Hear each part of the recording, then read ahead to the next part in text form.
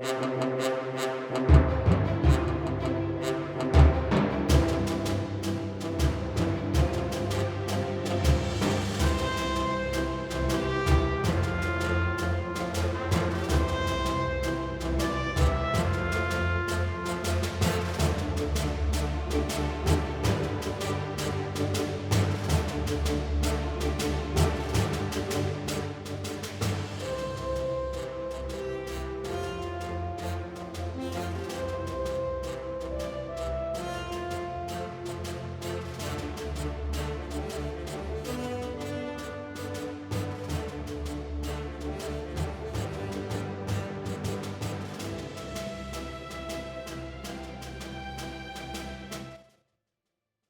welcome to our February 1st council meeting. If you would please stand, Councilman Flores is going to lead us in the flag salute this evening.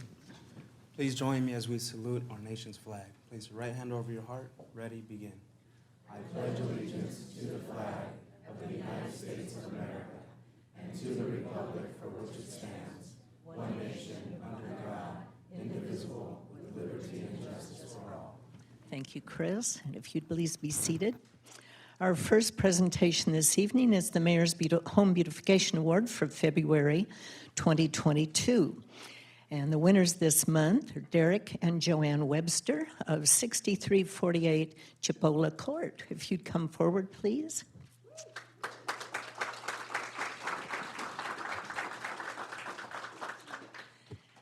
And the certificate reads, "Thank you for the continued improvement and maintenance of your home, resulting in a substantial contribution to the overall appearance of our community."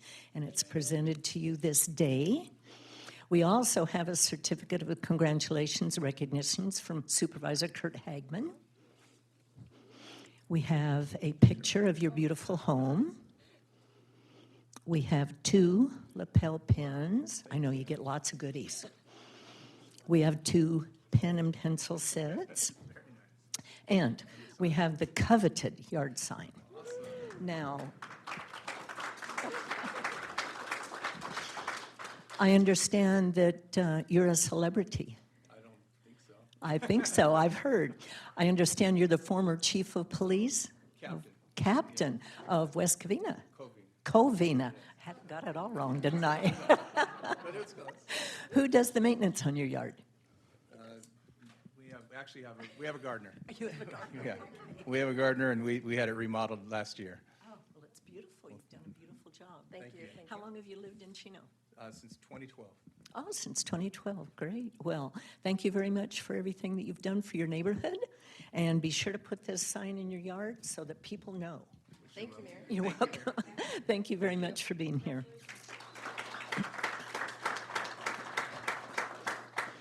Now, every year, one recipient of the Home Beautification Award for the prior year, one is selected for the Home of the Year. And so the Mayor's Home Beautification, or no, I've got that wrong. This is for February. I'm doing this all backwards. The Home Beautification Award for February 22. No, I just did this. Oh my gosh. You know what? It's one of those days. So let me go back. So we select, I select a winner for the whole year.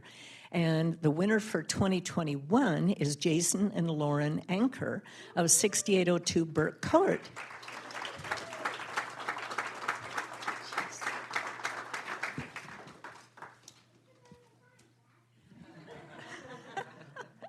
Now, you also get a $100 gift card for Home Depot. You were just there? Oh, well, you should have waited. We'll go back. And an updated picture of your beautiful home. So congratulations for winning the 2021 award. Thank you. Would you like to introduce your kids and say a few words? Oh, yeah. This is my wife, Lauren, my daughter, Athena, and my son, Tobias. And we do it all ourselves every Saturday. Help? Yes. Oh, yeah. Do they? All the time. All right. Raising them right. Yeah, and they helped me kill a gopher the other day. Oh, they did? I taught them how to do it, yeah. With the hose and a shovel. And you whacked it? Got it. She was very interested. She was? Did she whack the gopher? I think she would have if you had a shovel. But you had the shovel. I did. So you whacked it. Well, I didn't want it to get away and go back and make more holes. that's I can't win again if there's holes in the yard. We did. We got the letter and then got the gopher. And I'm like, no, Yeah. you can't see it. Yep. Thank you very much for the way you take care of your home and show pride of ownership. Thank you so much. Congratulations. Okay, next we're going to have a presentation. Chaffey College, the College Park Campus Update. I'm going to ask Troy Ahmet to come forward. He's the Interim Vice President of Administrative Services and Emergency Operations / Executive Director of Construction and Facilities. I would hate to have to put your title on a card. I'll tell you, that's quite some title. He's going to have a presentation for us this evening. Well, thank you, Mayor, members of the council, City Manager Ballantyne, and city staff. It's a pleasure to be here.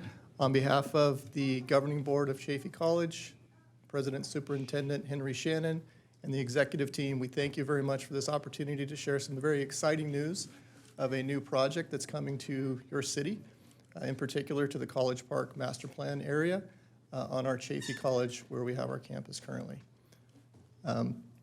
The project you see on the slide in front of you is our new Chino instructional building. These are renderings that have been provided to us by our great partner, HMC Architects. We started designing this project in 2020. I'd also like to thank Nick LaCourie, along with Maria Starr and the staff that have assisted us with coordinating site visits, which were very instrumental in us helping to develop the site, knowing what integrations are needed, and to help us expedite some of the process along the way. So we really appreciate the help, so thank you for that. We have a targeted estimated start date of May 2022, and we hope to invite all of you to a celebration and groundbreaking, and we'll get more information out as that becomes available.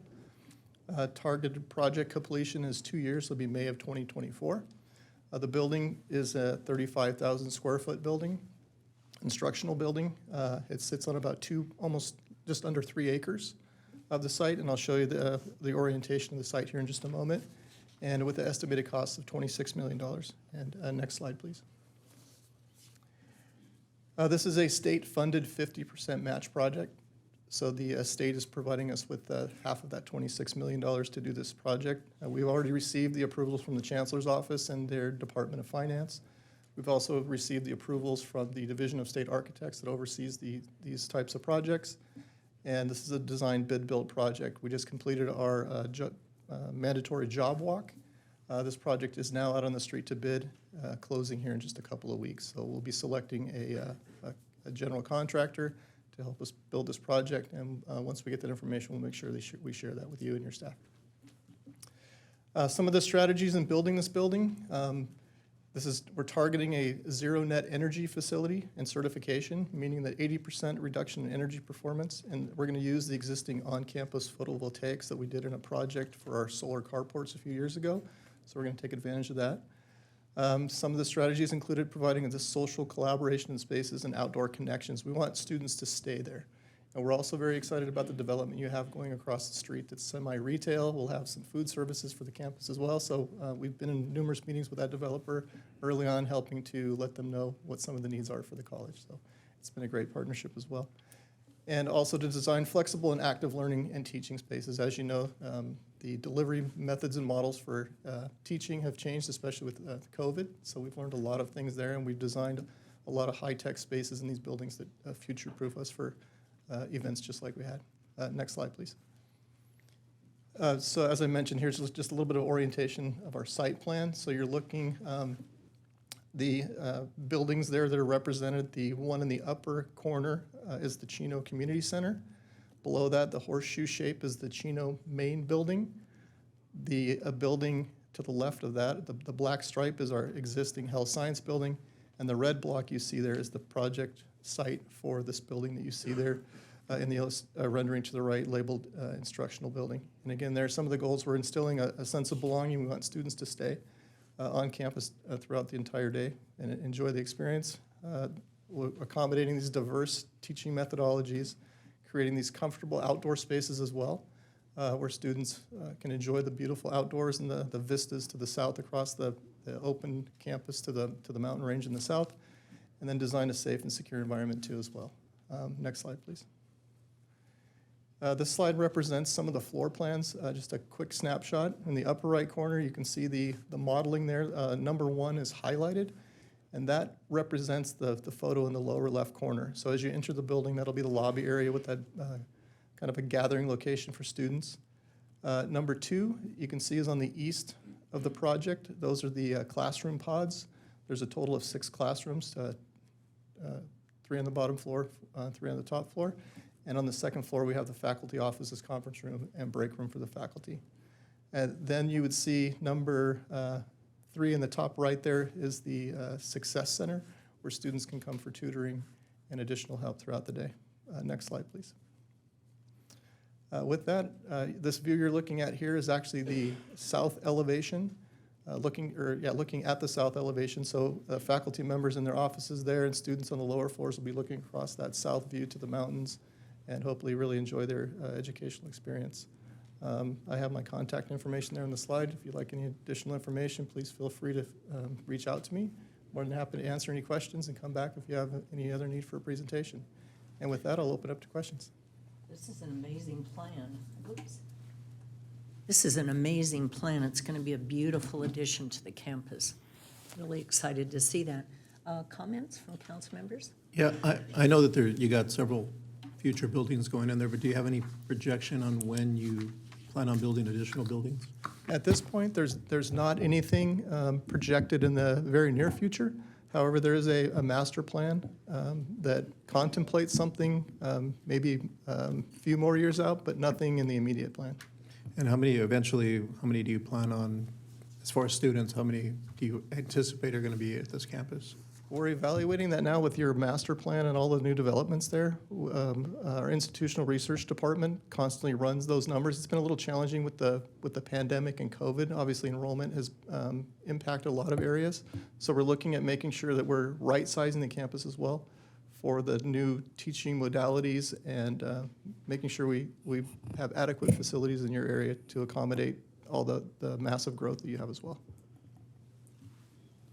I know you have a big program for nursing there. Do you have any idea of the majors that will be taught in this new area on the campus? In this new area, a lot of the existing classes that are currently in the Chino main building will be transitioned over to provide some additional space for those. And then there'll be some tenant improvements into the existing Chino Chino main campus building to accommodate some more food services and things that are also lacking there at this point. Okay. Chris, did you have a comment? No? Karen? Troy, I'm sorry, the rendition that we're looking at right now, I missed what direction that's facing. Sure. I'm standing on the south side looking north. Okay. Okay. And I also, are the students back on campus yet? And if they're not, do you have an anticipated date of them returning? Sure. It's been a moving target for us. March of 2020, when the governor allowed the 13 essential sectors to come back to either work or to campus, we did that.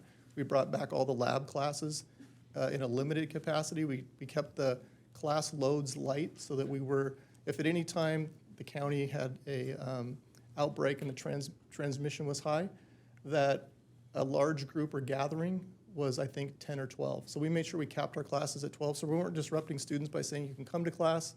Now there's a county outbreak, you need to go home. So we kept it to where they could always stay there.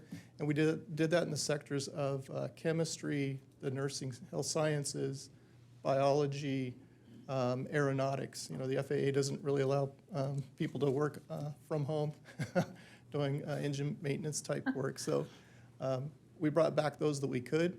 I really give a lot of credit to our deans, our faculty, our coordinators. They helped us develop protocols for each discipline so we could come back and operate in a safe environment. And we did the whole campus got the plexiglass, we did the air purifiers, the mask requirements, and all those things were put in place. And we're very proud to say that we haven't had really any major issue at the district regarding COVID to where we've had an outbreak or any transmission. So. And that's a true statement for all those that are working there and doing a great job. Okay, and on a given day, like for the campus, what is the general student population there, and what will it be now, you think, with this? Yeah, right now we're at about 8,000. Okay. Yeah, we're at 327 sections, I believe, is the total we have now. We contemplated bringing back full loads starting in January for spring. Then Omicron became an issue for us, and we decided to postpone some of the lecture classes, but we continued along with the lab classes because we had experience for the past 2 years of how to safely operate those.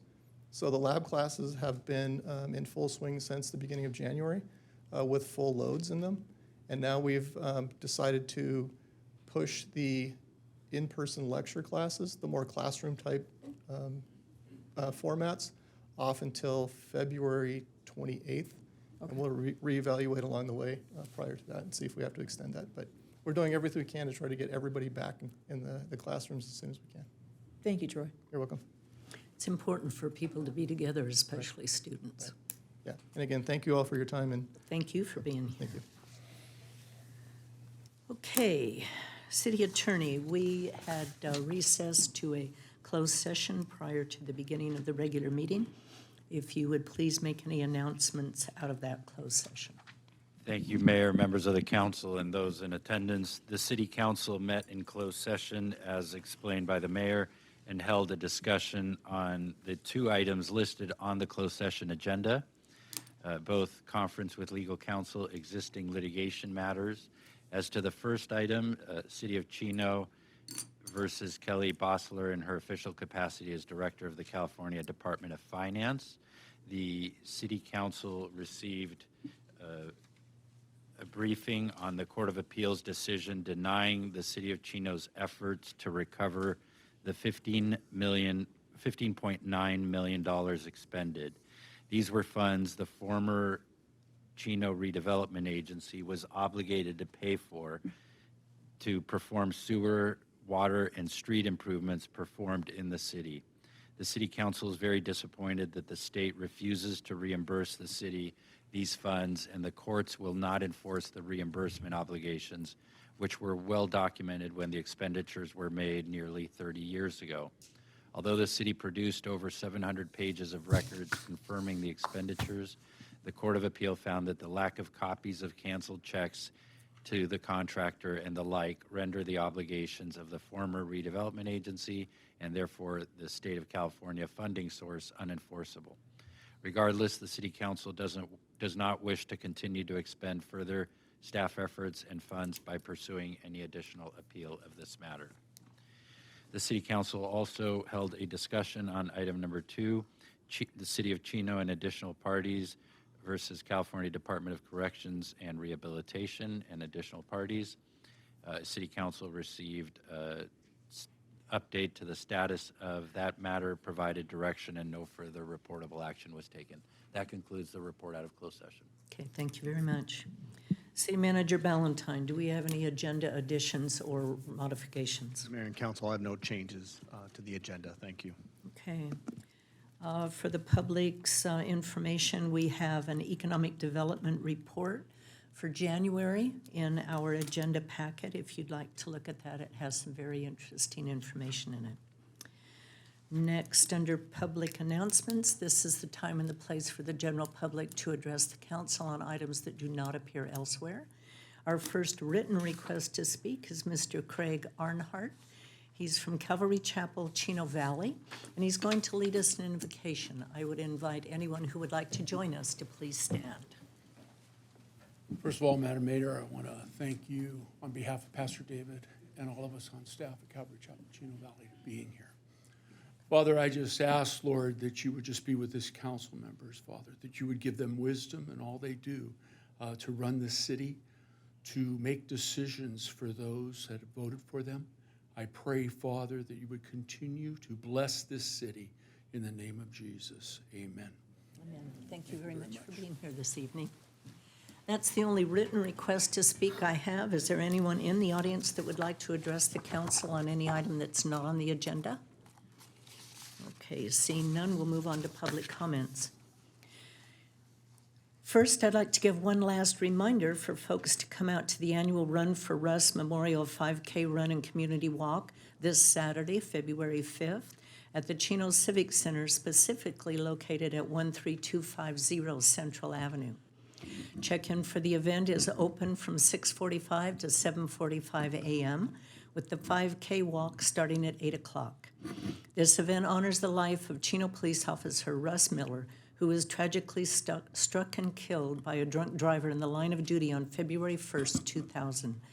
Those interested in being a part of this outstanding event can register by visiting https://www.runforruss.com. Also, as everyone in the audience or watching at home could certainly agree, the Chino Youth Museum provides outstanding recreation and educational opportunities for our youth and their families. Like many nonprofit groups, the Chino Youth Museum primarily relies on donations and sponsors to continue operations and to fund their fantastic programs. Unfortunately, after having to close for over a year due to the COVID-19 pandemic, the Chino Youth Museum has faced challenges to bring their donations and sponsorships to levels necessary to maintain their normal programming. To help the Chino Youth Museum during this financially difficult time, tomorrow, February 2nd, 2022, from 11 in the morning till 7 o'clock at night, Los Portales Mexican Grill, located at 12542 Central Avenue, will be holding a fundraising event with 20% of all proceeds going directly to the Chino Youth Museum. I encourage everyone to please stop by Los Portales tomorrow between 11 a.m. and 7 p.m. and help us in supporting this outstanding and dedicated local nonprofit group. And lastly, I would like to inform everyone that the City Council will be holding a special meeting, a redistricting workshop, on Monday, February 7th at 2 o'clock in the afternoon in the Chino City Council chambers to further review and discuss the draft maps received by the city. For any questions, please call 909-334-3338 or 909-334-3306. You can also visit our redistricting webpage at www.cityofchino.org/redistricting. Next on our agenda is our consent calendar, and I'm pulling items number 6 and 7 for separate action. Do any council members wish to have any other items pulled? If not, then I would entertain a motion and a second for approval of the balance of the consent calendar. There's a motion from Councilman Flores, second from Mayor Pro Tem Lucio. And the item passes 4 yes, 1 absent, and that being Mr. Walt Pocock. We are pulling items number 6 and 7 for information and a vote. I would ask that item number 7 be handled first, followed by item number 6. Item 7 is a notice of completion, Pine Avenue Road repair at Chino Creek. This item is to accept the Pine Avenue Road repair FY 21-22 at Chino Creek project number ST061 as complete and approve contract change order number 2. Staff report this evening will be provided by our Director of Public Works, Amr Jaker. Thank you, Mayor, Council Member. This item in front of you has to do with the work that was recently done on Pine Avenue at Chino Creek. This section of the roadway washed out about 10 years ago. And then recently in 2018, another portion of it washed out, a big pipe. There were 2 8-foot pipes that conveyed water from the north to south. One of the pipes got washed out. As we were doing the design for the bigger Pine Avenue project, we realized that if the rest of the rest of the pipes get washed out in that intersection or at that location, we would lose some of the utilities that are there now. There is a sewer line there that belongs to Chino Hills, and there's also IEUA line that goes from that goes east and west of that spot. To protect that, the only thing we could do was to put those pipes back. So there are 2 8-foot pipes. We created a project. We went through and got permits to do the project. Now, the permits that we were given were very short time notice permits. So that we got them in November. They were supposed to be finished. The work had to be finished by January 7th. In addition to that, there were rains coming up, and we had about 10 days worth of work that needed to be done. To do the work, and we only had 5 days. So we doubled up, we did 2 shifts every day, and were able to get the work done. The original project scope was just to protect the pipes that were there, the sewer lines that were there. Subsequently, when the road was completed, we presented a project to council where we would be able to open that road up to provide interim traffic relief in South Chino. Now, to do that, it would require doing additional work. As part of this project, we had anticipated putting in some guardrails. The original widening was about 26 feet of pipes. We extended that to about 34 feet. We are preparing some specifications and plans to finish the roadway, have the appropriate signs, and the work done to open the road up for public use. So it's different. Originally, the project scope was only to protect the pipes that were in there. Now we are tasked to provide a roadway that would be that people will be able to travel. To do that, we have to go back and resurface some of the roadway itself, and then we'll be able to install the guardrails and everything else at the later date once all of the stuff is done. That's why you see some of those change orders as they're described in this item. We're requesting approval of this change order. If you like, I can go into item 6 as well, because I can Well, I provide. think we need to handle item 7 first, and then we'll follow it with item number 6. Okay. Okay. That concludes my staff report. I'll be happy to answer any questions. Okay, questions regarding item number 7? Karen? Amr, one of the reasons I asked for the staff report to be pulled is because of the budget overtures.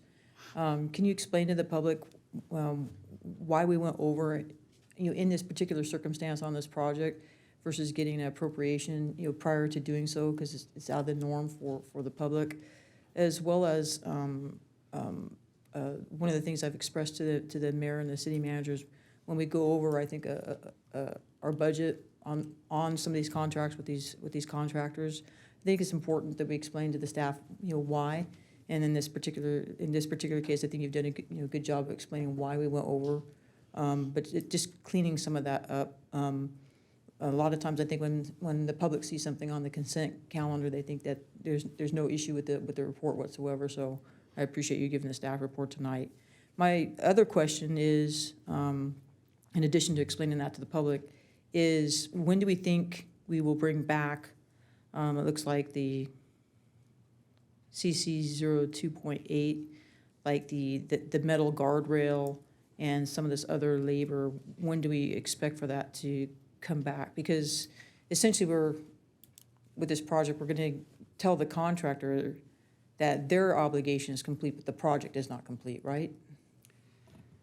So I'll answer both of those. The first question was regarding the change order. So there were 3 things that led to that change order. The first one was we had to work double shift. We were working the weekend, we worked through the Saturday and Sunday, so there was double time and overtime for that.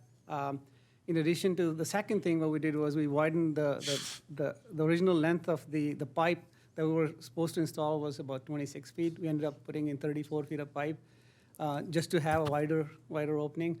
Then the last thing was, as we were excavating, additional material fell into the creek, and we had to take that out because there was a lot of loose stuff in there.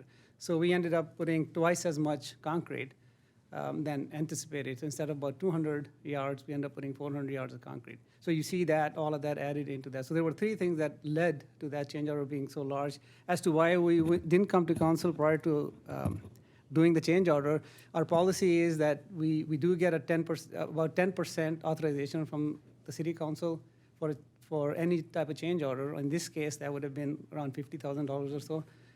But what happened in this case is that we had about a little less than a month and a half to finish the project.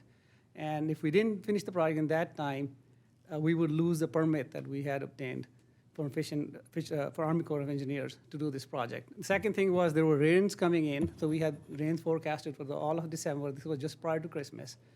And the only window we had was those 5 days. So we went and authorized the work, and then were able to finish the work and bring this back to the council. So that's very rare that we do that, where we do the work prior to getting council approval to authorize the change order. In this case, it was a necessity. Otherwise, we wouldn't be able to do the project. and then we would leave that area unprotected. And then as to being able to finish the project, the project itself was to protect the pipes that are there now and protect the infrastructure that's there. That's already done, the project is complete. The second phase of it is to open it for public to use. And to do that, we need to resurface and put those guardrails in. So we are doing the plans and we'll be going out to bid in next month or so. So we believe we'll be able to get that done next 3 months. And then the road will be open for the public. Yes, obviously we'll have to coordinate that with City of Chino because portion of it is in City of Chino. But yeah, that is our intent to open the road. Any other questions, Karen? I do think the good thing about this road being open is, if you've ever been down there and looked at this road, it's actually not the most beautiful stretch of roadway. In fact, it can be difficult to traverse at times. But I think it will give us another opportunity for some of our residents in the south side of town, as well as our first responders to traverse from Chino Hills to that area, to that portion of town, or through that traffic route when it's not raining. When it's raining, we'll still have to close it because of the threat that Chino Creek poses to this area. But it will give us another steep off should people decide that they want to try and get into Chino Hills, through this area. But it will be, depending on the flow of traffic, will be heavily congested, and the speeds down there will have to be quite slow, obviously. But, thank you, Almer, for providing that explanation. Well, I know personally, having been in charge of a pretty big capital improvement program, there are times that you have to go ahead and authorize the work. Otherwise, you have to release the equipment and the workers, go to a council or an authority body, get the permission to expend the money, and then call everybody back. And then sometimes the equipment and the people are not available. Plus, you had pointed out that there was 5 days in order to accomplish this work. So I understand why you had to do something that we normally don't do. Mark? The only thing I have is, like Councilperson Comstock said, I mean, the road's it's not a beautiful road, and it's not a road that you can travel fast, but it is a small temporary fix until we get the Pine Avenue extension completed. The good thing that will come of it is the people in the preserve can cut through that street and be able to get to Chino Hills High, opposed to going through Pine Avenue, which everybody knows is always crowded. So in that sense, it gives them another avenue and maybe takes a little bit of the traffic off of that road on Pine. But again, it's definitely not a beautiful road to travel, but it does give them another option until we get the Pine Avenue extension completed. And there are pictures that are being shown right now of the condition of the road prior to this fix. It was in pretty bad shape. Chris, did you have comments? I just had a question. Is this road, is it a truck route? Is this a truck route road for our trucks? It's not a truck. No. Okay, if there are no more questions, then I would entertain a motion in a second for item number 7. Motion from Councilperson Comstock, second from Mayor Pro Tem Lucio. And the item passes 4 yes with 1 absence. Item number 6, reimbursement agreement with the City of Chino Hills. This is to approve a reimbursement agreement with the City of Chino Hills for the Pine Avenue Road Repair FY 21-22 at Chino Creek Project. Same thing that we were just talking about. The staff report once again is from Almer. Thank you, Mayor, Council members. So this is an agreement that we have with City of Chino Hills for reimbursement for this project. They have a quarter of the project. So that channel, as we look at the channel, 3/4 of that channel is in City of Chino, and a quarter of that northwest side is in Chino Hills. So we approached them for this reimbursement agreement. We're the lead agency for this project, and they'll reimburse us a quarter of the total cost of that project. That's what you see in this agreement. Also, there are some increases to cover the change order. We're increasing some of the funds for this project. Those funds are coming from transportation funds, so we are recommending you approve the reimbursement agreement, so we can submit that to the City of Chino Hills. Okay, questions? I know, Karen, you had some questions. I do, Mayor, but I'm having a hard time finding it on this system here. So can you just give me just a second if there's somebody else that has it? I'm sorry.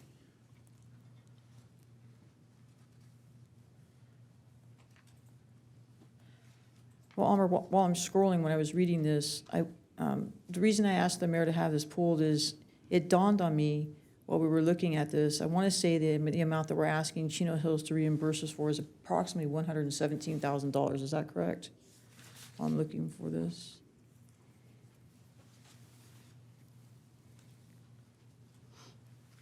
That is correct. Okay. If you look at, on the agreement, section 2, 2 point, section 2, at the very end, it notes the obligation is $117,905. So I guess my concern is, have we talked to the city of Chino Hills? Because we are releasing the contractor on this as a notice of completion, but technically, when you look at it, the project isn't complete. We still have work that we have to come back and complete on it. And we're according to the staff report, we're asking for reimbursement from the city of Chino Hills for 25% of the project. And it looked like right off the bat, just some rough estimates that we removed about $30,000 out of the project. So have we talked to Chino Hills about coming back and asking them for the rest of our reimbursement on that? Or how are we dealing with that with our neighbor? Do they know? Are they expecting us to come back? What's the plan to make sure that Chino Hills meets the rest of their obligation on that?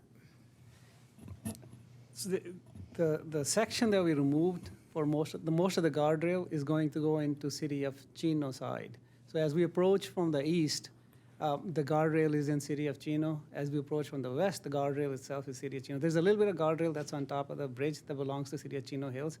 So we believe as we move forward, we have to approach them and say, do they want us to finish that project, or they also have the ability to do it themselves. So they may want to come in and do the repairs themselves to the roadway and the guardrail that they need to do. But it's something that we can approach to them and see what we can do. Now, obviously, the scope has changed from just protecting the pipe to now providing access to traffic. So therefore, we'll have a discussion with them. If they do want us to finish that project and do another reimbursement agreement, that will be separate reimbursement agreement. But most of the work that we removed does belong to city of Chino, not to city of Chino Hills. Okay, but I mean, we can't really open that road without the guardrail, right? I mean, it would be impossible because of the drop-off and the danger it poses. So what if Chino Hills says, no, we don't want to pay for the guardrail? Well, so we can't open the road up without city of Chino Hills approval. Part of the road, on the north side of the road, past this creek, is in their city. So that needs to be in a shape where it can be used by the public prior to us opening up our side. So we do need to work hand in hand with city of Chino Hills so we can open this up. The guardrail itself goes in as the car approaches the creek. The guardrail, Right. Most of the guardrail is there on the front side of it. All of that is in city of Chino. So we would be putting that in from our funds. They'll come back and do some of the work on the other side of the creek, and the rest most of their work is pavement, fixing the pavement, putting the signs up, cleaning up the roadway. That's what they need to do on their side. That was not part of this scope of project that we did. That's going to be the part of the project where we open the road up for public to use, and it requires additional work on the pavement, the signs, striping, all of the other stuff that goes along with that. Okay. I just didn't understand that because I read the staff report number 7. It talked about billing for 25% of the total project, and that total project did include at one point like the railing and different things. So logically speaking, I was telling the mayor tonight, it dawned on me that it would be hard to take this reimbursement agreement, right, if we still have outstanding work there to the city of Chino Hills. And I just, if the roles reverse, I'm sure Chino Hills would come and ask us for outstanding monies that we owed to them. I just wonder if they are anticipating us coming back, or if they know if that's been any discussion. So I just think it's something we shouldn't miss out on the opportunity if they owe us money there to go back and ask them to reimburse us for the work that we perform. We will approach them and we'll talk to them about the reimbursement. Or do you believe there's any possibility that Chino Hills will refuse to finish the project? We did not have any discussion with them for them to open this up for public use, and so we do need to have that discussion with them, what it would entail, because they have it blocked off on their side, and they haven't done any assessments. How long and how would they go about doing that? It is a public road once it's all fixed, and we put all stuff in. It's open for public use. So we could open it up. Most of the work that needs to be done to the pavement is on our side. That's on just on the east of this creek. So we could open it up. It may not be safe, but we can open it up. I guess the better question, have we had conversation with Chino Hills once this work is done and talking about asking them to reimburse us more about opening in this, or is that something we still need to do? It's something we still need to do. We have not, because we're still scoping out what it would take to open it up. Once we have that information, we'll approach them. Can they refuse to open the road?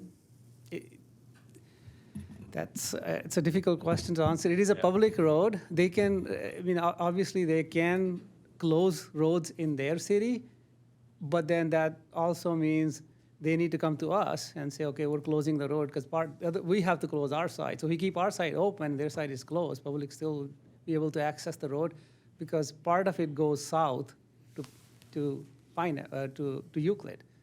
So we could open up to Euclid even if they kept their side closed going north. I really do understand and appreciate what we're trying to accomplish here. I support it. I mean, for a bunch of different reasons, like I've said before, public safety, just traffic flow in our community. I hope we don't get into a position with Chino Hills after we've done all this work and spent all this, money, that they're reluctant to let us to have access to that portion of the road. So I think it would probably be good for us we've got some time here before we finish it and start talking with Chino Hills about that. And I would add, if I could, the city of Chino Hills would have an obligation to open the road. Now, the scope of the improvements that it may have some discretionary element, but they couldn't keep it closed if it's a designated public thoroughfare. Okay. Good enough. Thank you. Okay. Any other questions, comments? I have a comment or a question. I looked at the number 7, and it said that they were going to reimburse us 25% of the completed project. So then I was looking at it and saying, well, if we know we've got to go back and do more work, what's the rush to do this now? Why don't we wait until we complete the whole thing, we do the railing and everything else, and then since they've agreed to do 25%, then give them that figure then? I mean, why the rush to close it out now as opposed to wait a couple, a month, 2 months, or whatever it takes to complete it? So that's really my question is why do we have to do it now if there's still more work to be done? So we do have a project that was authorized by City Council. We went out to bid on that, and that portion of the project is complete. So we need to close that project out. So I understand that. So I understand we close out 7. I understand that. But what I'm saying is 6, which is where we're asking Chino Hills to reimburse us the 25%, what I'm saying is if we know we're going to go back and scope more work, why don't we hold off on 6 until we get all the numbers for the complete project, and then we build them then when we know exactly what the whole total project's going to cost, as opposed to do it now, then go back later and then try to ask them. Well, Amr said they may choose to do their own work and not reimburse us. They may choose to move forward and do their own section of item number 6. But still, what would be the rush to do it now?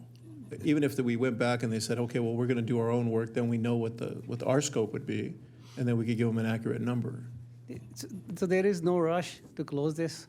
So we can go back if council direction is for us to go back and renegotiate that agreement, we will do that. The agreement that we presented to them didn't include all this work. This work came about, as you recall, in our discussions at the council when the public was here asking for additional relief for traffic. So this is one of the projects that we added to the list to complete. So we did not have the discussion. To be fair to them, we didn't have that discussion with them that this would involve opening this road up for public use.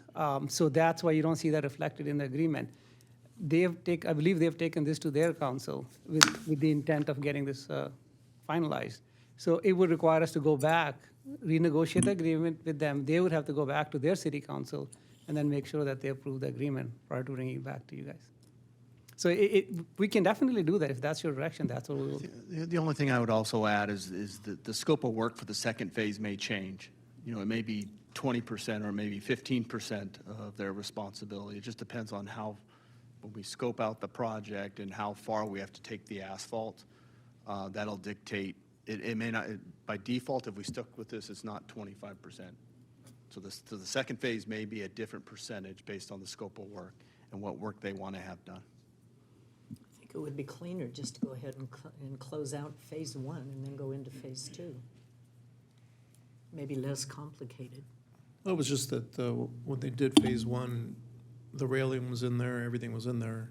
So that's kind of why I think, at least when I read it initially, I thought phase one, they just took some items out of phase one, but initially, when we looked at it as a council and we voted on it, those were some of the things that were already set that they were going to take place.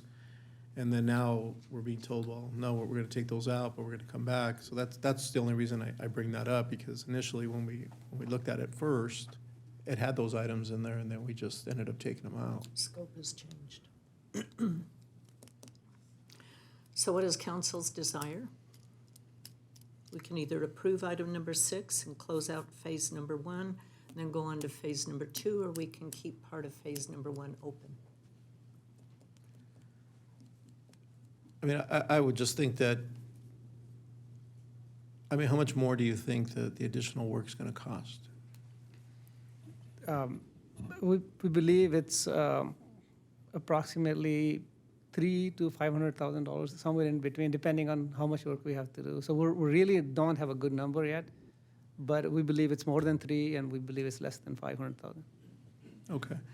Now, before we put that kind of money in, we have to have some sort of conversation with Chino Hills to ensure that, you know, let's say, if we go on the high end and say it's 500,000, and then we've already put in, I mean, what was the amount that we spent here total already? It's quite a bit. It's about $500,000 that we spent. Okay, so, I mean, before we pour in $1 million potentially, I mean, we have to have some sort of understanding from Chino Hills that the road will be open. So I don't know, that puts me in a kind of a difficult position to say we put in $500,000 and then potentially we may have another $500,000 left in work, and we still don't know if they're going to open it. I mean, I understand that they're required to, but then I hear from you that they may choose not to. So, I mean, Fred, can you weigh in on that? I mean, if we do all this work and we make the road beautiful, I mean, what is expected of them? Well, the way I see this particular item is it's reimbursement for costs that were bid out. You had a contractor that had a specific scope of services. Chino Hills has agreed to contribute towards that. So there's some benefit to documenting and finalizing that agreement by Chino Hills to reimburse the city of Chino. The additional work requires a separate bid process and separate evaluation. So it does have a separate set of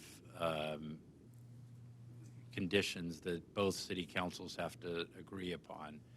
It seems to me that ultimately Chino Hills has to open the road and meet certain conditions. Whatever their conditions are, there has to be some dialogue. So an amendment to this agreement in the future may make more sense, because you can secure the current funding that Chino Hills has committed to paying by this agreement. So I haven't been in discussions with Chino Hills, and I don't know what their position is, but I would suspect that they would have to address whatever outstanding improvements are out there in some fashion or another.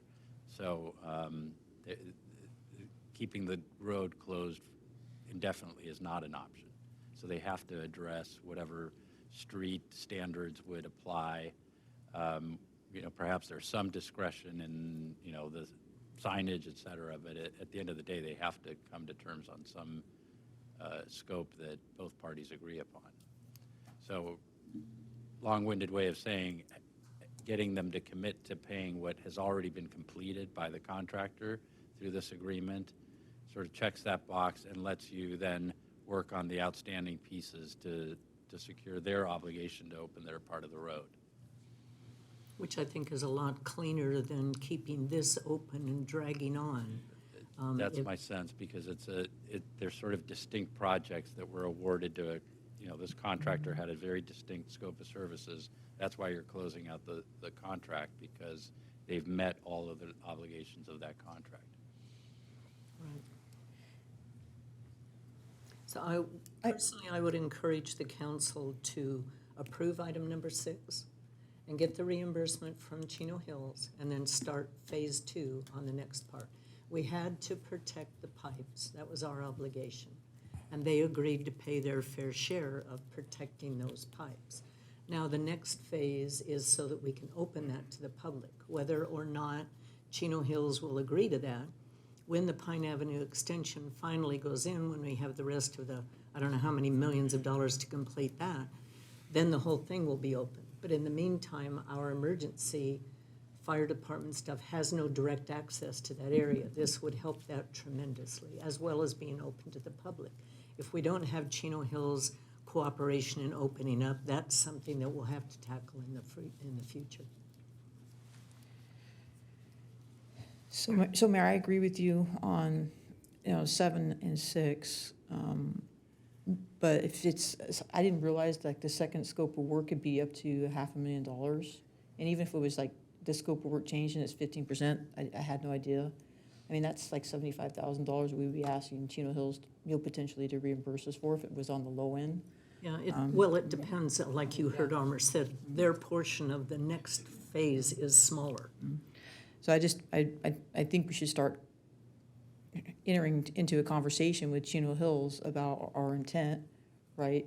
Before we, continue with some of these improvements and making sure that we're all on the same page about, the road reopening at one point and constructing the rest of this work and asking them to cooperate with us in doing so. If they want to do it themselves, then fine, but if not, what our expectation will be, and that being part of the next phase of the scope of this project, Armour.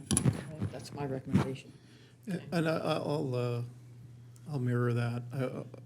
I mean, I'd rather get some reimbursement now instead of leaving it open and going with a bid that might be significantly higher that they might not agree to, and then it puts this reimbursement in jeopardy. So with that, I'll go along with it as well. Okay, Angela, do you want to put the voting then?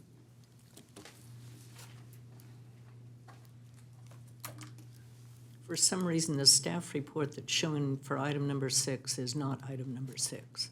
It's really Sorry, strange. I heard a motion. I don't know if I heard a second. Well, there's something wrong with our screen right now as well, so we may have to do verbal. Okay, so there's a motion from Mayor Pro Tem Lucio. Is there a second? I'll second it, Mayor. Second from Councilmember Comstock. Would you please do roll call vote? Mayor Pro Tem Lucio, Yes. Councilmember Comstock, Yes. Councilmember Flores, Yes. Mary Loa. Yes. So item number 6 passes 4 yes, 1 absent. Next, under new business, item number 9, expenditure plan for American Rescue Plan Act of 2021, or ARPA. Coronavirus State and Local Fiscal Recovery Fund, the CLFRF, allocation to the City of Chino.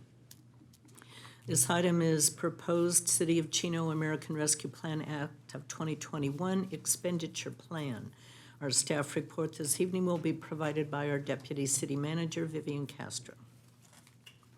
Good evening, Mayor, council members. Your microphone's not on. Good evening, Mayor, council members, staff, and members of the audience.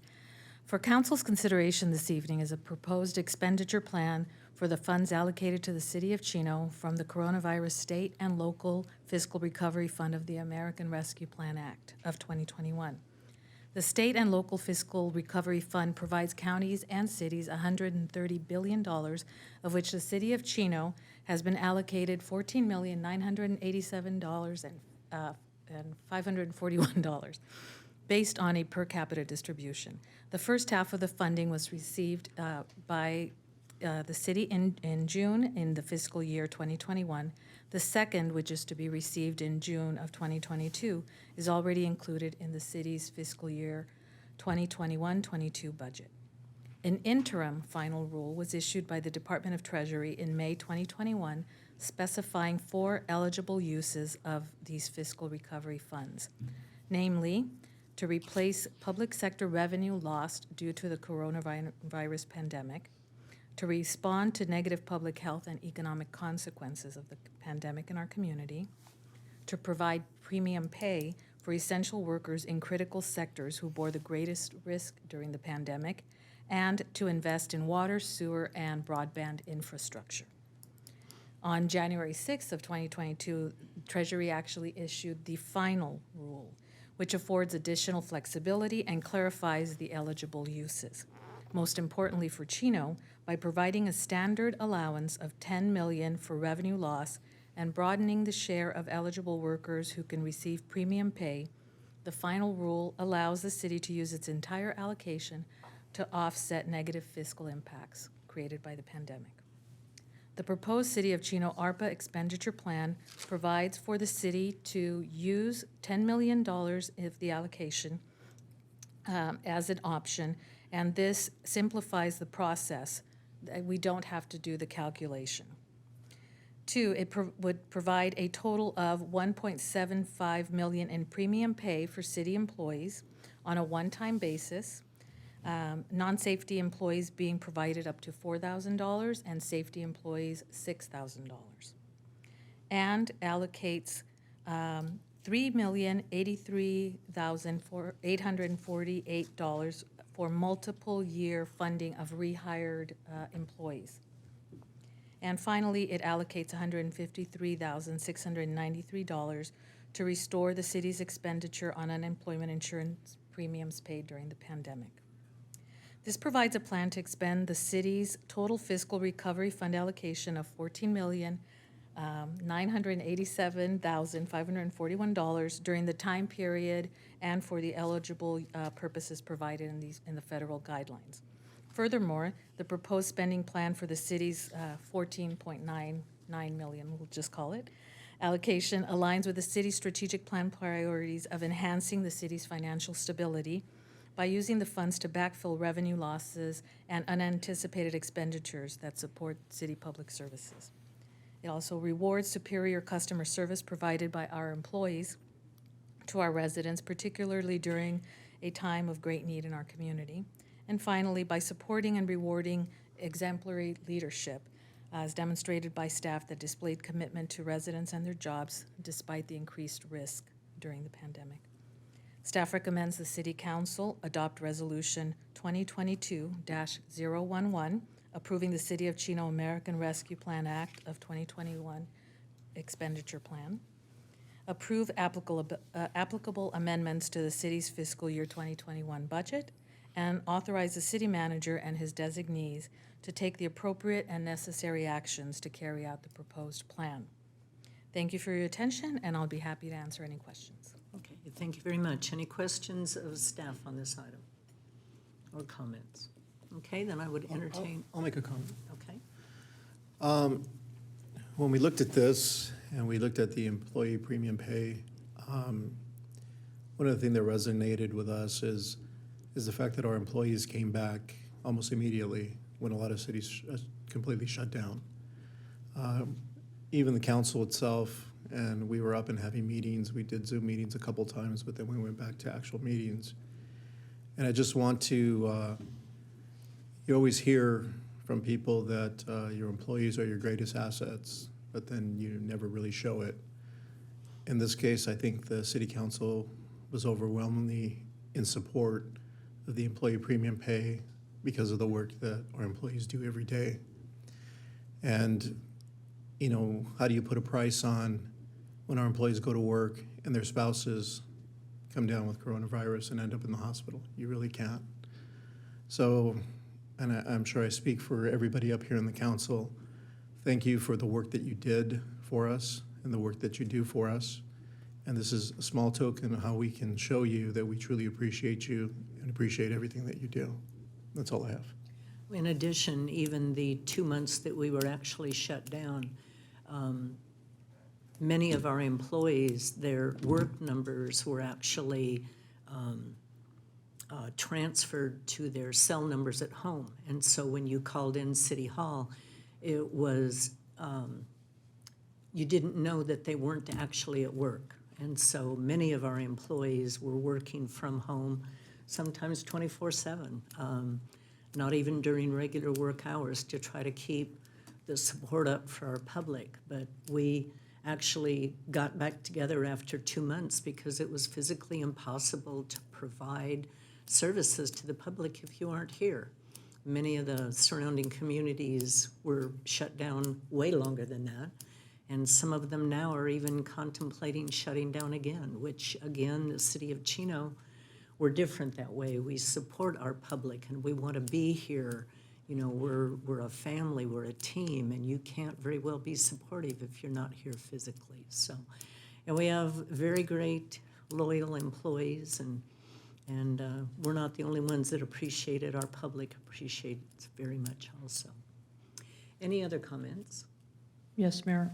I just want to reiterate what you said, Mayor, and what the Mayor Pro Tem said, as well as I've had an opportunity to visit almost all the employee work groups and to thank them for working during the pandemic. They are our most valuable asset here in the city, and they did a great job, not just during the pandemic, but transitioning those programs to online and just different innovative ways to keep our community engaged. And that was fabulous to see during that time period. But as well as I want to thank staff for collectively getting together for the ARPA money and determining how it would be best spent for our city as a whole. So just thank you to everybody that worked on this, and thank you to our employees again. Thank you, Mayor. The programs that were continued and the efforts from the police department and many other employees were just over and above. Just amazing. So with that, I would entertain a motion in a second. Motion from Councilman Flores, second from Mayor Pro Tem Lucio. And the item passes 4 yes, 1 absent. Item number 10, change order and appropriation, Ayala Park Improvements, North Parking Lot, Picnic Pavilion and Accessibility Project, PK 221.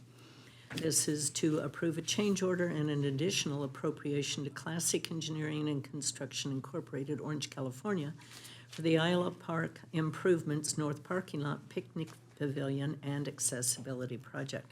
Staff report this evening will be provided by our Assistant Project Coordinator, Mr. Keith Martinez. Keith?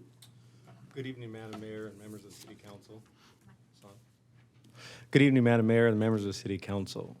On October 5th, 2021, Council approved a construction contract to Classic Engineering and Construction Incorporated, Orange, California, in the amount of $1,254,206, including an approved construction contingency in the amount of $125,420 for the Ayala Park Improvements, North Parking Lot, Picnic Pavilion, and Accessibility Project.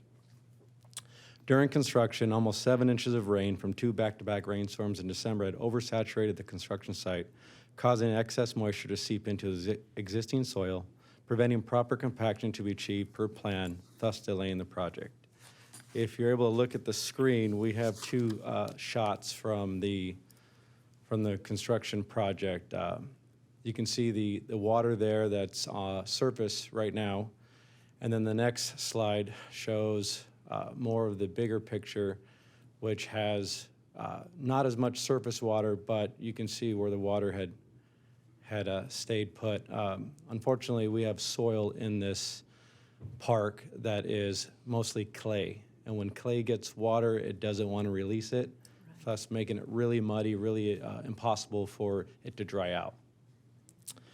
So staff met with the city's geotechnical firm, Converse Consultants, on site, as well as the project's landscape architect, civil engineer, and contractor to discuss solutions to address the existing conditions.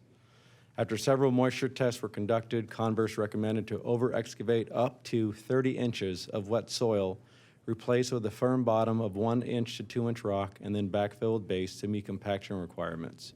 Now, due to the size of the parking lot and the associated costs, staff elected to divide the parking lot into quadrants, starting with the quadrant that had the most water intrusion and the most moisture present, which was identified as the southwest quadrant.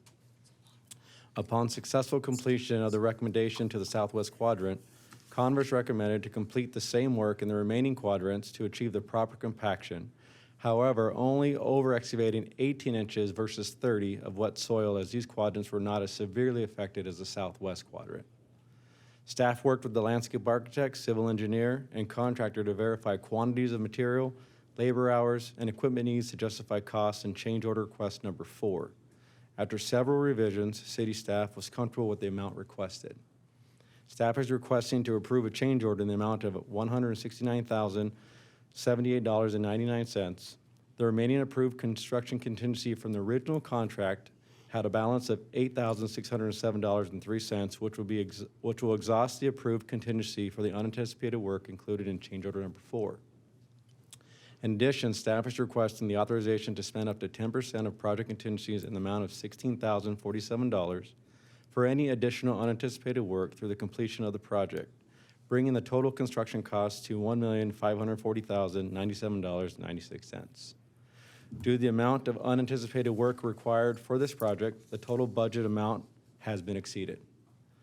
Staff is also requesting an additional appropriation of $88,986.84 from the unappropriated reserves of the Park Fund to offset the project costs, bringing the total budget for this project to $1,683,086.84. That concludes my report. I'd be happy to answer any questions you may have. Thank you, Keith. I can personally attest to the damage the rain did because that excavated parking lot looks identical to what my arena looked like. It was incredible. And I know just from being so involved in water, when it comes to clay, not only does it hold on to water, but if you don't excavate it, it eventually will shrink and it will never recover. And so you may be able to compact it right now if you don't remove it and layer it, but it eventually will subside. So yeah, this is quite a change order, but who can ever anticipate that nature's going to do what it does, right? Questions of staff or comments? Okay, then I would entertain a motion in a second. Motion from Councilman Flores, second from Councilperson Comstock. And the item passes 4 yes with 1 absent. Item number 11, award a professional services agreement, comprehensive classification, comp, and organizational assessment. This is to award a professional service agreement to Coffin Associates Incorporated for comprehensive classification, compensation, and organizational assessment and associated services. Our staff report this evening will be provided by Anthony Arroyo, our Director of Human Resources and Risk Management. Thank you, Madam Mayor. Good evening, Madam Mayor and Council. During the past 5 years, the city's water system has expanded to include additional groundwater treatment plants, pump stations, wells, reservoirs, and sewer lift stations. Additional water projects are included in the next 5-year capital improvement projects plan. The size and complexity of the city's water and sewer system will increase in the coming years and require additional staff to successfully maintain and operate the system. In October 2021, a request for proposal was initiated to properly assess the growing water system, a compensation study as per a negotiated labor agreement, and the possibility of additional staff. The RFP resulted in 2 firms responding, which were Transformance Consulting with a bid of $48,000. The second firm was Coffin Associates with a bid of $111,540. After a comprehensive review of both firms' qualifications by Human Resources and Public Works staff, Coffin Associates was selected due to their many years of experience in the municipal sector and the qualified staff who will be involved in the study. In order to properly assess the structure of the system and to assure classifications are properly assessed as well, staff is recommending other tasks for Coffin Associates to assume, which would include on-site interviews of city staff, including water staff, and a thorough analysis of the water system. Up to 25 additional classifications throughout the city will also be surveyed. Staff is recommending approval of Coffin Associates to provide a thorough analysis of the city's water and sewer system, classification and salary study of water and other city staff, including on-site interviews.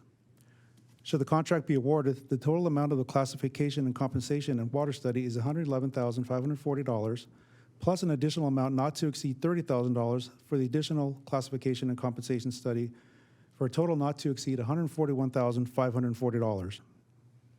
Funds from the water and HR budgets will cover the cost of this contract.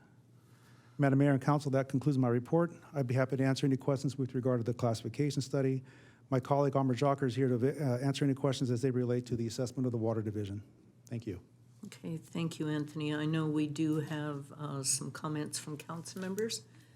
Who would like to begin? Mark or Karen? I mean, I have no questions regarding the current study that you're doing. I've already reiterated to the city manager and the mayor that I think we need to do one in the whole city. And not necessarily every single item, but I think all departments, we need to do a comprehensive study to see at least where we're at as a city in comparison to other municipalities. I've had a conversation with them. I believe that's something that you guys are going to do. With it. You guys are going to come back later and do something like that. But other than that, I agree that we need to be competitive with our water and public works. So I have no questions about this agenda item. I just want to make sure that we do put it on the future agenda, that we do it for the other departments as well. Okay, thank you. Karen? Thank you, Mayor. When I spoke with the city manager about this subject yesterday, I basically said the same thing. I can't be sure when the last time was that we actually conducted a comprehensive salary and classification study. And I support doing this for water and public works. It's obviously necessary and needed, overdue. But when I look at some of the past several years of, particularly when we went through economic downturn and we asked employees to go work in different departments and shuttled them around, we did change employees' titles and different things in different portions of the city in order to try and retain all of our employees. And I think that has perhaps contributed to some concerns with compaction or different things. So I just think it would be prudent for us as well to conduct this same study citywide. So I don't know when that could be completed, Anthony, or if you guys have a timeline for that, if you're going to use the same company, but I look forward to seeing it on a future agenda here. So, Madam Mayor, if I'm not out of order, for clarification purposes, are you okay with the study proceeding for the water study and another RFP being done for city staff positions? I am. That's correct. Yes. I don't think we can delay this particular one due to personnel changes, timeframes. I think this particular section has to go forward. How soon can you bring back another bid for the balance of the city? And that doesn't necessarily mean every position. I know I talked to Matt earlier about this, and in cases where there's like a certain title, level 1, 2, and 3, maybe the middle level is done, and then the Correct. the compression. It's called on either side. benchmarking typically in Yes. those studies. I would imagine I'll get with our purchasing manager tomorrow to do an RFP. And I don't know what the typical turnaround time, 2 weeks. We can probably have something to council the second meeting in March, is what I would anticipate. Okay. I know several years ago, prior council had asked for a citywide common class study, and there were reasons why we couldn't go forward with it. But yeah, when you look at loss of personnel changes, reorganization, and things that we've gone through, I think it's time that we make sure we align with cities of equal size to ours in population. Comments? Just a question, what's the time frame of the study? For the study, I'm sorry, Councilmember, for the study with regard to water or for the study for the Water. water, they would be able to start as soon as the contract is signed. I would imagine no later than the next 2 or 3 weeks. How long will it take to do the entire study? I would imagine the firm that's selected probably has a good database of that information. I would anticipate no more than 45 days. Oh, that's pretty quick. Okay. Okay, with that, then I would entertain a motion to approve item number 11. Motion from Councilperson Comstock, second from Councilperson Flores. The item passes 4 yes with 1 absent. Again, Mayor, if I may, I just want to, there's consensus of the council to go ahead and proceed with the second phase of this, which would include all those additional positions. Is that correct? Yes, I believe so. I did Thank not you. hear any opposition. Thank you. Okay, next on the agenda is the mayor and council reports. Item number 12 is the planning commission appointments. As has been mentioned before, Councilman Pocock and I held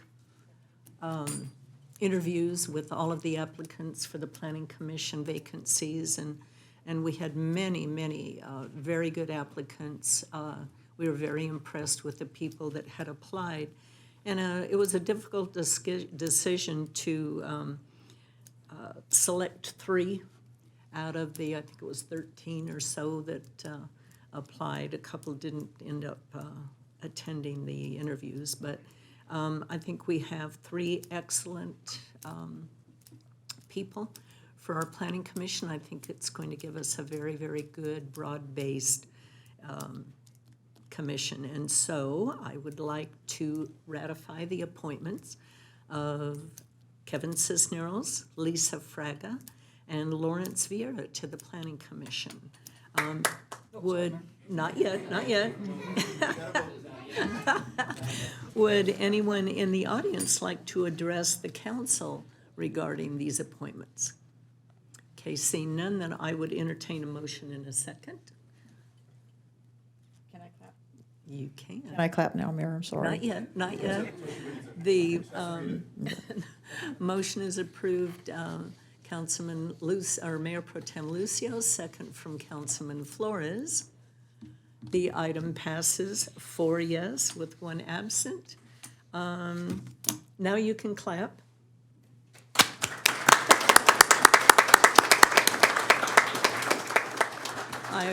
I would like to ask our city clerk, Angela Robles, to conduct the oath of office for the 3 new people, well, 2 new people, 1 current member. If the 3 of you could please come up.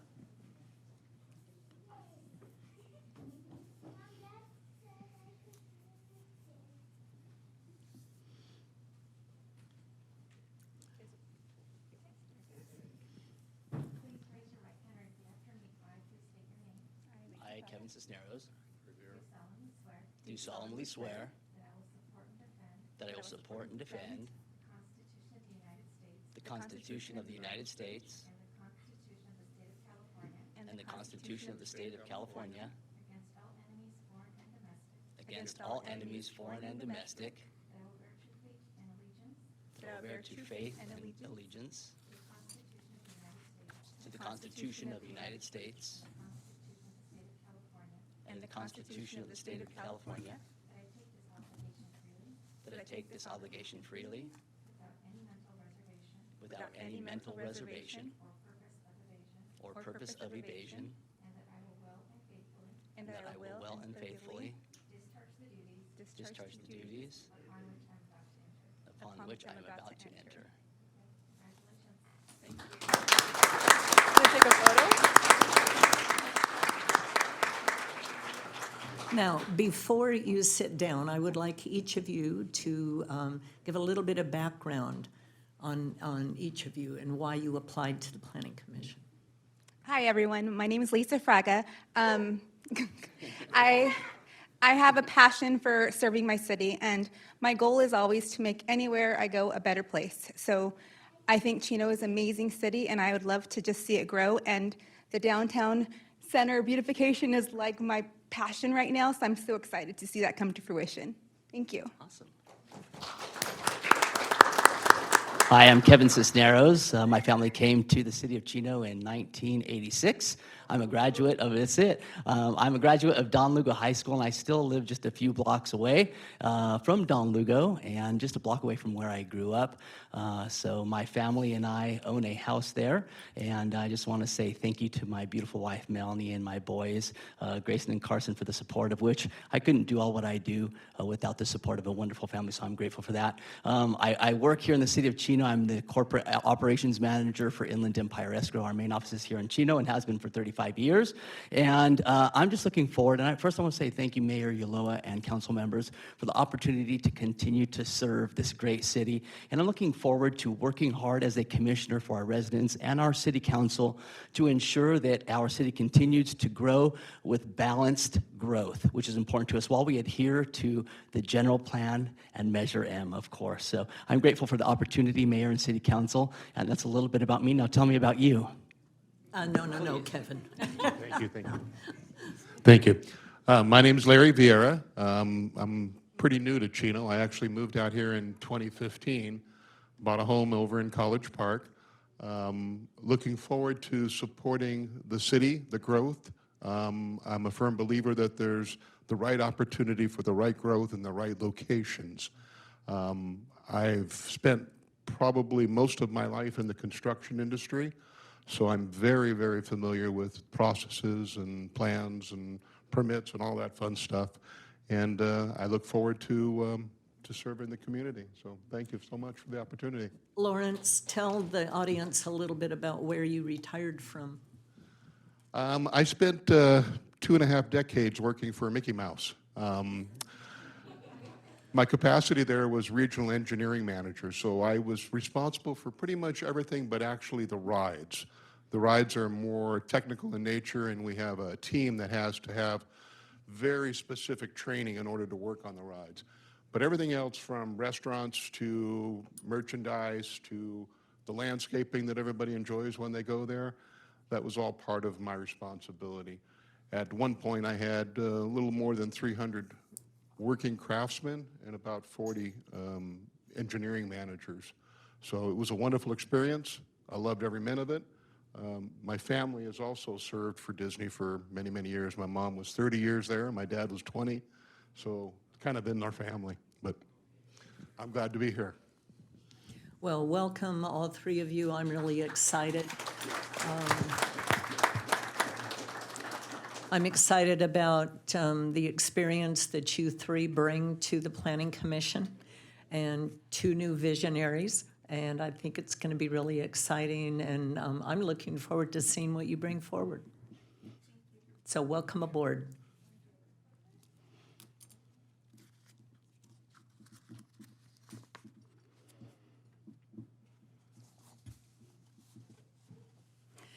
Okay, then I'll finish up with my own report. Mine's going to be a little bit more lengthy than normal due to some, I think, very important information that I would like the public to know. First, on Wednesday the 19th, I attended the Mayor's Prayer Breakfast, which had an excellent group of attendees this time. On Thursday, January 20th, I virtually attended the Water Facilities Authority Board of Directors. Now, we had to adopt a contingency operation plan under emergency drought conditions. And what that means is this plan requests 15% voluntary reduction from the calendar year 2020 deliveries from each of the participating agencies, which are Chino, Chino Hills, Monte Vista Water District, Ontario, and Upland. There are no current fines implemented if the agencies don't meet the 15% reduction, but they may be implemented in the future if the drought conditions do not improve. Now, for your information, water years 2020 and 2021, and a water year is October through September of the following year, were the 2 driest consecutive years on record in California for statewide precipitation or rain. The Metropolitan Water District Board of Directors, which IEUA, our Inland Empire Utilities Agency, is a member agency, adopted a resolution declaring regional drought emergency at their November 9th, 2021 meeting. IEUA Board also adopted a resolution recognizing the drought emergency on December 8th, 2021. Here's how serious our condition could be if we don't get more rain and snowpack in our very near future. Currently, our area, which is covered by Inland Empire Utilities Agency, again, Chino, Chino Hills, Cucamonga Valley Water District, Fontana, Monte Vista Water Facilities District, Ontario, and Upland. In 2020, our gallons per person per day averaged 171 gallons per person. and that includes all water usage for everyday use and outdoor irrigation. If our drought conditions don't improve, the California Department of Water Resources could mandate what's called the Residential Human Health and Safety Standard of 55 gallons per day per person, which means absolutely no outdoor irrigation. This extreme restriction has never been implemented before, and we certainly hope that it isn't needed this year. So we desperately need rain and snowpack, especially to fill our reservoirs up north. So I just wanted the public to know how serious this condition is. They're encouraging us to save and conserve as much water as possible now in case we don't get more rain and snowpack. They have delayed implementing this residential human and safety standard until, I think they've pushed it forward now until May, hoping that we get more rain and snowpack. But if not, then they could implement this, and it could have very serious repercussions.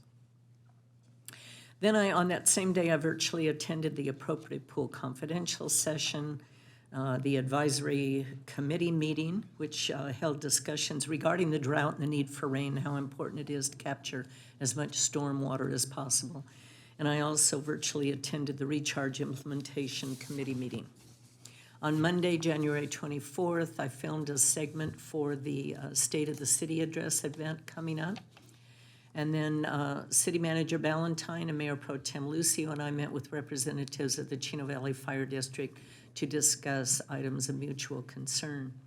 Tuesday, January 25th, I virtually attended the West Valley Mosquito and Vector Control Board of Directors.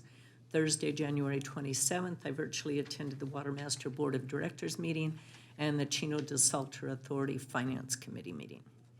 And then our Councilmember Pocock is under the weather today. He's not here, but it's his birthday today. So I'm hoping that despite the fact that he's under the weather, that he has a nice birthday. Mayor Pro Tem Lucio, your report. Yes, on January 20th, I met with myself, the city manager, councilperson Comstock. Went to San Bernardino County and met with Chairman Kirk Hagman regarding the sphere of influence. We also discussed some of their plans to potentially do a master plan in that area. We talked about some of the buildings that are going up there. They're not complying with their current master plan that they have, and the importance of creating a new master plan so that at least they stay in compliance with that. They sounded like they agreed, and that was something that they were going to look into doing. We have another meeting with them scheduled coming up to determine whether or not potentially annexing a portion of the sphere is going to be possible. On the 20th, I also met with State Senator Connie Leyva.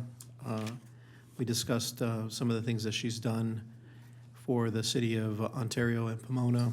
One of the things being she was able to secure some funding for a large homeless shelter in the city of Pomona. And then she also was able to secure some funding for the city of Ontario for some other affordable housing. She talked about that they're now giving that kind of money, but you have to match the funds, and it's given in a form of grants, as opposed to now that we don't have a redevelopment agency. That and she also discussed with us that that's something that she would be able to help us out with if we were looking at doing some low-income housing and getting some sort of funding to bring that to the city of Chino, that she would be able to have her staff assist us if that was something that we weren't familiar with, trying to obtain those types of grants, that she could help us. On the 24th, I met with the city manager. We discussed some things. We went out to look at the site over on Kimball Avenue, and we looked at the current progress on the 24th. And then on the 24th, we also, like you mentioned earlier, we met with a quarterly fire meeting with Chief Williams and board members Krieger and Lamonaco. On the 25th, I met with Yolanda Hoguin, who wanted to have some information about a potential project that I guess, one of her clients who's interested in developing over on Riverside. I think one of them, it's not zoned for, but the other one is. So that's a potential project that she may, or her clients may want to do in the future. On the 27th, myself, Councilperson Comstock, and the city manager, as well as Nicola Gorey, met with Sean Finnegan from In-N-Out, and we also met with a representative from Richland regarding the opening of Kimball Avenue.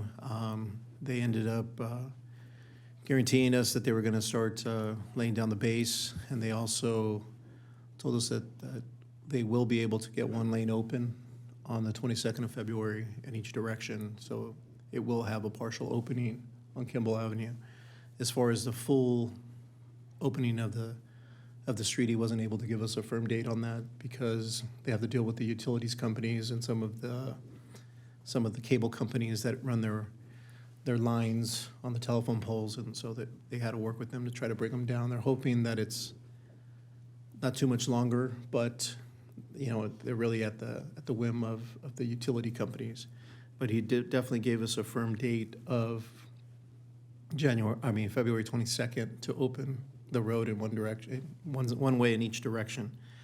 And we went out there on Monday, the 31st, with Councilperson Comstock and the city manager, and they were out there working, which showed a lot of progress. And they're laying down the base, the foundation, and then they said that shortly after that they'll continue to move forward and be able to start doing some curb and gutters, and then eventually asphalt to at least be able to open that road up partially. So I'm excited for that. I know it's something that's a long time coming. The residents down there really want their road open. Obviously, ultimately, they would want the 2 lanes on each direction, but it's something, it's the light at the end of the tunnel. At least we're going to have it partially open this month, and then hopefully in a month or so afterwards, we'll be able to get the full opening of the roadway.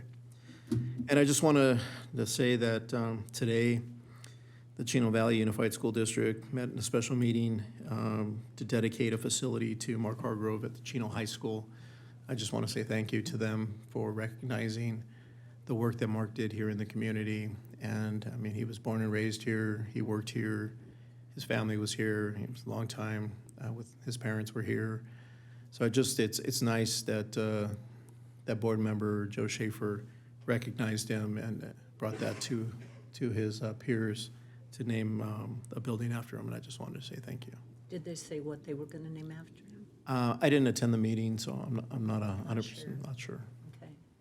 Well, that's good news about Kimball Avenue. We saw the impact that the rains had on Ayala Park, and I know down in that area it was inundated also with 3 or 4 feet of water, and it just delays everything. So, but that's good news. February 22nd isn't that far away. Councilmember Comstock.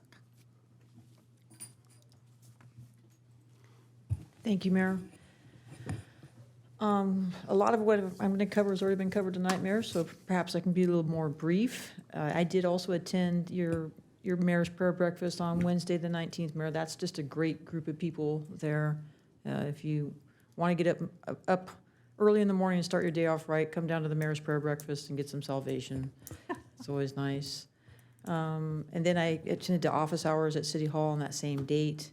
On the 20th, as the Mayor Pro Tem covered, I also attended a meeting with Supervisor Hagman out in San Bernardino to discuss the items that Mayor Pro Tem has already detailed as far as the sphere and working through some of that, some of the general plan for the northern sphere of our city. I thought that was a positive meeting with the supervisor, and in an effort to make continued progress on that, we're committed to meeting with him in about another week or so to keep the momentum on those discussions moving forward. On Saturday, January 22nd, I attended a birthday party for Lisa Montijo at the Senior Center. It was a surprise party. If you're not familiar with Richard and Lisa Montijo, they are the founders of You Choose Positive Youth. They do a lot of good work with some of the at-risk kids that live in specifically our downtown community. I'm big supporters of them. I worked in collaboration with them as a member of the police department for many years And just know that you choose and that family does a lot of positive work in conjunction with our staff here in community services. So to our staff, thank you for supporting them in that mutual collaboration. On the 24th, I attended the Community Services Commission meeting here in the council chambers at 7 p.m. And I didn't have a chance to thank the members of the Community Services Commission meeting that night, but I wanted to thank them for their collaboration on the Parks and Facilities Master Plan. That was great. They actually spoke about how exciting it was to bring that to fruition. So thank you to the Community Services Commission for all your work on that. On the 26th, I attended office hours here at City Hall, and I also virtually attended the West End YMCA board meeting virtually as a member of the Y board. I also attended with Mayor Pro Tem on the 27th of January a site visit to the Richland and In-N-Out project on Kimball Avenue. I think the Mayor Pro Tem did a great job covering that. They have committed to us and having one lane open each direction on the 22nd. We have basically met with Mr. Finnegan and Craig from Richland and told them that this is paramount. So I'm pleased to see that they're working hard and have what they believe now is a deadline for at least one lane to be open to that community. And it was a great discussion out there on the site, along with the city manager and Director Ligori. So thank you to Matt and Nick for attending that meeting with us.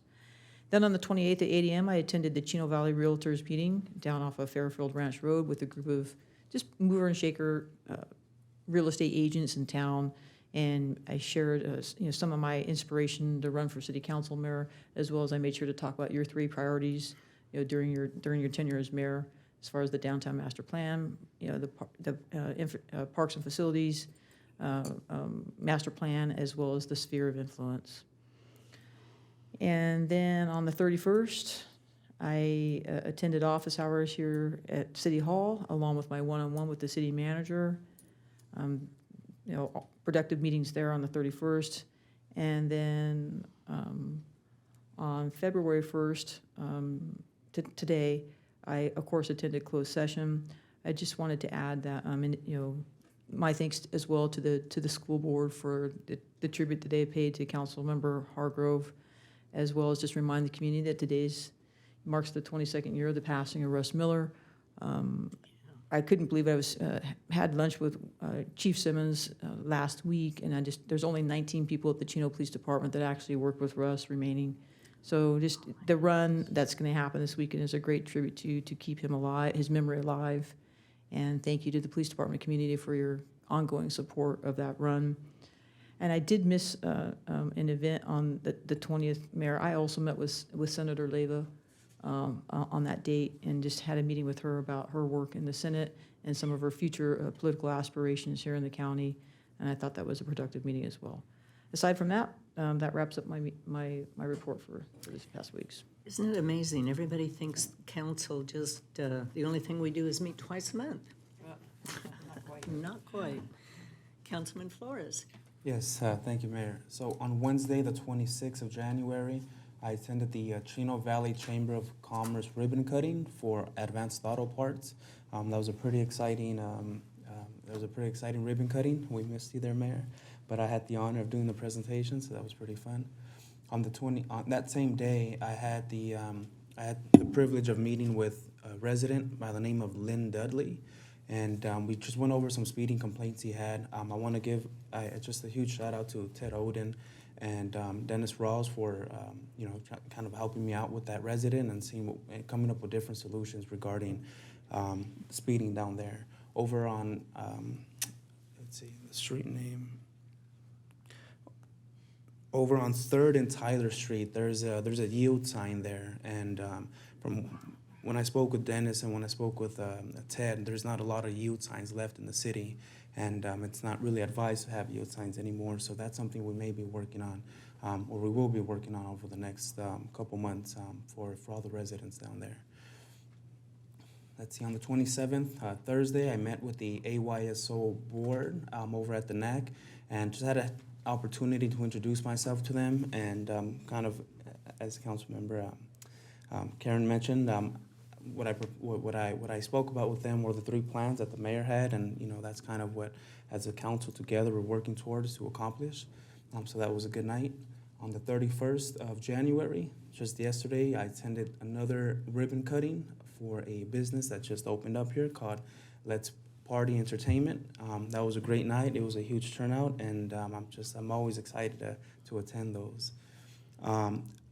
Yesterday, just around maybe just a little after lunchtime, I drove down to the Kimball project as well, and I seen some of the work that was being done down there, and I gotta say it's good news, but at the same time, from the wise words of Kobe Bryant, the job's not finished yet, so there's not too much to be excited about. So I do look forward to the 22nd to see what I guess the outcome that day will be. Earlier today, I attended the special meeting held at the school board regarding Mark Hargrove. To answer your question, Mayor Eunice, no, they did not name any specific building after him yet. It was an intimate crowd there. I know that this item has been talked about on the school board before, but just with a lot of with a lot of talk that's going down there about the mask and stuff like that, the item wasn't really ever brought forth for discussion. But his family was there. His family asked me to let the council know that hey, how are you guys? That she is going to try her best to attend some of the council meetings, but she said don't count on it. I said okay. And with that being said, I just want to end my comments by wishing Council Member Walt Pocock a very special happy birthday. Great. Thank you, Chris. City Manager Ballantyne. Yeah, the council covered a majority of the items I had. The only other thing I want to remind our community that we're going to have our State of the City event, which is taking place February 22nd. I would encourage folks to get tickets as soon as possible, recognizing that the proceeds do go to the chamber, the net proceeds. So those tickets go pretty quick. Again, that's February 22nd from roughly 11 to 1:30. That concludes my reports. Thank you. Attorney Galante. No comments tonight. Thank you, Mayor. Chief Simmons. Thank you, Mayor. Members of council, I just want to thank you again for your support and honoring Russ Miller and encourage the community to come out on Saturday. It's going to be a great day. The weather's looking great. We already have record number of registrants already, but you still have 3 more days to register at the cheaper rate, but we will take your money on the day of. We'll just charge you a little bit extra for that. I want to thank our community and businesses. People have put together teams. We have one business that's putting together a team of 200 people to come out and participate. So, yeah, pretty fantastic. The support for Russ 22 years later. I also want to just share with you and the community that, as I spoke last time, referenced catalytic converter thefts. Our goal is to prevent those crimes, and we have our etch and catch program going on now. But not all the criminals have received that message, and we're continuing to catch them. I want them to know if they come to the city of Chino, we will catch them, we'll take them to jail. And they go to jail in San Bernardino County, not Los Angeles County, where the consequences are a little bit stiffer. So thank you. That's all I have to report, unless you have any questions for me. Well, thank you very much. I do want to make an observation or report on an observation I had today coming to council meeting. Chris, you mentioned speeding, right? This evening, coming here, there was a gentleman, I'm assuming gentleman, I shouldn't say that though, a driver in a Mustang blew through a red light on Central Avenue. Thank goodness the people in the opposite direction had not started out immediately when the light turned green, because it was blatantly red for the other direction. And that person was going very, very fast. If someone had been hit, especially on the driver's side, they would have been killed. And it was just, I mean, thank goodness people waited before they stopped, because this person just blew through the red light. So, when you're driving, don't just assume people are going to stop. Be very, very cautious and check that cross traffic, because you just never knew. You never know. Thank you for that. I mean, we do have to be defensive, and we try to get out there, but we can't be in every intersection every second of the day. And I think we're just seeing, not just in Chino, but statewide and nationwide, just disregard for the rule of law. Oh, yeah. And we're doing our best to continue to enforce that. And thank you to the council for your commitment to public safety, giving us the tools and the personnel to do that. So, Yeah, it's pretty scary sometimes when you're driving, when you see the just blatant disregard for red lights or whatever. I mean, people making a right-hand turn on a red light, they don't even stop. They just glance and go. It's, it's amazing. Amazing more people aren't hurt. Yeah. Thank you. You're welcome. Nathan Cook is here for the fire department. Chief Williams is staying home, huh? Yes, ma'am. Good evening, everyone, mayor, city council staff, and community members. We want to inform everyone that beginning this evening, our area will come under a high wind warning due to the predicted Santa Ana wind event. The warning is expected to last until Thursday afternoon. As we all know very well, these types of conditions bring with it increased fire danger regardless of the time of year. So we ask everyone to remain vigilant and minimize any activities that may lead to the start of a fire. We also know that the high winds bring the likelihood of power lines coming down in our local neighborhoods. We plead with our community members to stay away from down power lines and to call 911. And on a more somber note, we want to mention that we have had 3 firefighters across the state of California killed in the line of duty in the past few weeks. Barstow Fire Department engineer Dave Spink died of his injuries that were caused when he was struck on the freeway while rendering emergency medical services at the scene of a traffic collision. Also, sadly, Los Angeles County Fire Department firefighter Jonathan Flagler was recently killed while battling a structure fire in Rancho Palos Verdes. And yesterday morning, Stockton Fire Department Captain Max Fortuna was senselessly shot and killed while helping to extinguish a dumpster fire. We'd also be remiss if we didn't mention the record number of police officers across the nation that have been shot while protecting our communities during the month of January. In spite of these recent tragedies and the inherent risks faced by your public safety officials, we stand at the ready and are committed to safeguarding our communities. It makes it so much easier because of the love and support from our city officials and our community members. Thank you very much. Appreciate it. Well, thank you, Nathan, for being here, and we will adjourn in their memories. Thank you. This Appreciate evening. that. Thank you so Okay. much. Now, we do have an error on our agenda. It says we're going to adjourn to our Tuesday, March 1st meeting, but that is not correct. We are adjourning to our February 15th council meeting, which will start at 7 o'clock with closed session at 6 if necessary. So we're adjourning in the memories of the gentlemen just mentioned. Have a good evening, everyone. We are adjourned.